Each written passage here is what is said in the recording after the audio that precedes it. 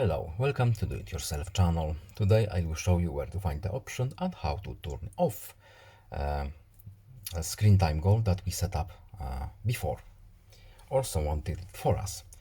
Let's say we want to turn this option off. Where to look for it? Of course, in the settings, then digital well-being and parental controls here, and as you can see, we have our screen time goal set up.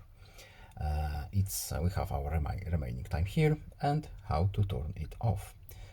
We can go here, three dots on the top right, and delete. Go yes, delete please. And now this option is turned off. No need to save, everything is has been turned off. This option is now inactive. That's it. I hope this video was helpful to you. Please leave a like and subscribe. Have a nice day and see you in the next video. Goodbye.